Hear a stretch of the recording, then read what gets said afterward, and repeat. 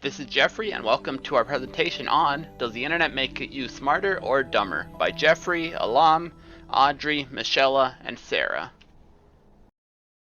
This is the table of contents. We have divided our presentation into three separate parts, Part A, Part B, and Part C.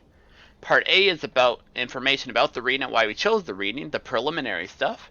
Part B is a collection of the quotes that we've chosen and their relation to what makes us who we are.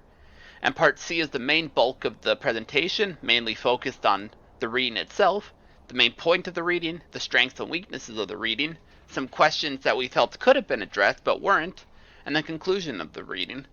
We also have at the end of the presentation how we have divided the responsibilities and the APA formatting references. The agenda for our presentation will go as follows. More about the reading, why we chose the reading, 3 quotes from the reading that best represent what makes us who we are, the main point of the reading, strengths and weaknesses, 2 questions on the reading, a conclusion, and a project breakdown. Part A. The reading focuses on how the internet is granting us an unpredictable amount of information that is confusing individuals and turning them into shallow thinkers. The internet cons are outweighing the pros as people are becoming completely reliant on the internet, which is affecting their intellectual abilities and capabilities. The reason why we chose this reading because it is an important topic that serves a social objective that would benefit the vast majority of the society. The topic highlights the important consequences an individual could face as a result of the internet, and the internet has become an integral part of the daily life for many people. Scientific evidence indicates that the net is a persistent distraction that alters the human's mind into thinking superficially.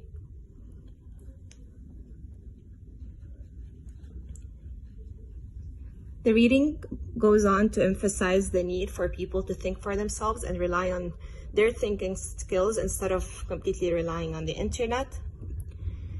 According to the 2 quotes that the writer mentioned, the richness of our thoughts, our memory, and even our personalities hinges our ability to focus the mind and sustain concentration.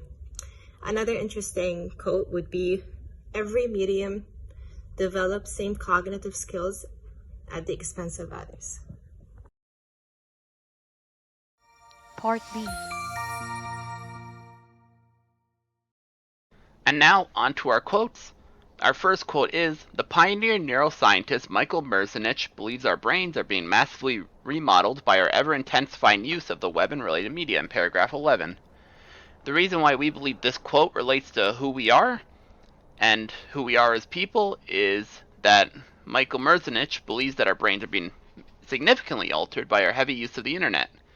And he believes that our constant online usage and distraction could have serious long-term effects on our cognitive ability that we still do not have the reliable data for, as the internet hasn't been around that long. Our second quote is, the richness of our thoughts, our memories, and even our personalities hinges on our ability to focus the mind and sustain concentration, in paragraph 3. In the days where humans had to fight for survival, our brains were spread thin to watch for danger, which made it so we could not focus on one thing very particularly and very specifically. In the more modern era, when things became safer, our brains were able to focus in on one thing, which allowed us to significantly advance in that specific part of our brain.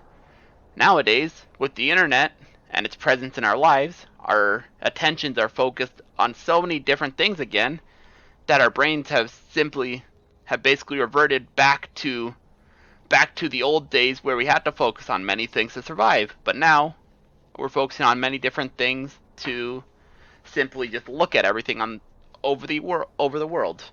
And our third quote is that every medium develops some cognitive skills at the expense of others, in paragraph 7. In the case of this quote, it's basically just like Just like Carr said in this, how every medium develops some cognitive skills at the expense of others, it's the same thing for our relationships. Sometimes you don't have time to spend with every single person, so you choose to spend time with one person over another, like going to a party instead of going to your friend's house. And and similarly, our time is sacrificed for certain activities, like studying instead of sleeping in, walking outside over playing games. Just like with developing cognitive skills over another cognitive skill, our relationships are also developed over other relationships. Part C. The main point of the reading is to raise awareness to the people that excessive internet use can harm our critical thinking and focus, making us shallow thinkers. Carr's article focuses on the negative effects of excessive internet usage because he is concerned about how constant online distractions may impact our ability to think critically and maintain focus. He highlights research showing that multitasking and frequent online browsing can lead to reduced comprehension and memory retention. By highlighting these drawbacks, Carr aims to raise awareness about the potential risks of overusage on the internet and encourage readers to consider the quality of their cognitive engagement in the digital age. Alright, so I'm going to be talking about the strengths and the weaknesses of this reading. Okay, let's start off with the strengths of this reading. It's actually pretty solid. First off, it's got some real science backing it up. Like there's a study from Cornell University where students using laptops during a lecture did way worse on tests afterwards compared to those without internet access. And then in this reading, don't just throw around big words, expect you to get it. They kind of give you examples that you can actually relate to. Like there's a study from Stanford University where they found heavy media multitaskers didn't do so good on their cognitive tests. That's actually something a lot of us can relate to, right? And then they also brought in experts. There was this one psychologist, Patricia Greenfield. She looked at a tons of studies on how different media affects our brains. So having experts backing up your reading, it adds just a whole lot of weight and meaning to what it's about. But what really gets me is what makes you think about it makes you think about your own habits. Like talks about distractions, how distractions can mess with your understanding. I mean, who hasn't had a conversation broken up by an email notification? So yeah, it's got a real strength behind it. It's backed up by science. It's relatable. It's got experts talking about it, and it makes you reflect on your own habits. And moving on to the weaknesses of this reading, there isn't really much, but to start off with, the reading paints a picture like the internet's bad without really mentioning any of the good stuff that it brings. Like it talks mainly about how distraction can focus with our brain, but doesn't talk about how it helped us develop a good future for us, right? Considering that different people might react to technology in different ways. Like not everyone's gonna be affected by the same internet distractions. It's a misunderstanding. So while this reading has good points, it's not without its weaknesses. It could definitely use a bit more balance, consideration for individuals, differences, and exploration of alternative viewpoints to round things up. Moving on to part C, what are the two questions that the reading could have addressed but did not? Question number 1. What are the positives to the internet usage beyond what is stated in the reading? The author's viewpoint regarding the internet's impact on our intelligence may not be fully convincing because it primarily focuses on the negative aspects without adequately presenting the positive aspects as well. By failing to show both sides of the coin, the writer's argument may come across as one sided and lacking in balance. So, what's the point of the question whether the internet is making us smarter or dumber when it's clear that in the reading, the impact of the internet tends to diminish our critical thinking rather than enhancing them? Question number 2.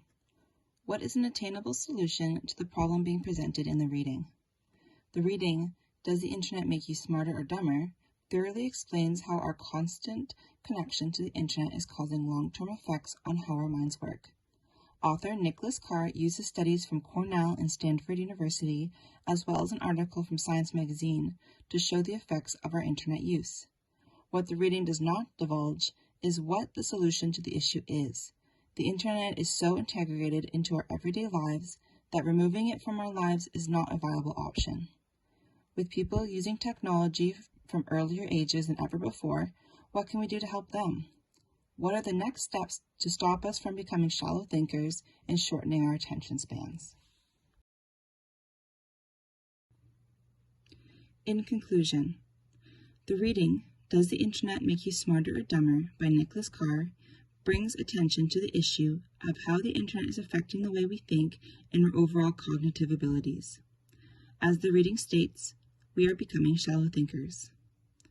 As our society relies more on technology to help us with everyday tasks, our way of thinking is also going to change. Though there are many advantages to having technology integrated into our lives, the fast pace and overstimulation of being on the internet is causing us to lose the ability to focus. This skill of being able to ignore distractions that humankind has developed is being lost. Now that we know that the internet is having this effect on our brains, it will be interesting to see if we fix this dilemma and how we will achieve that.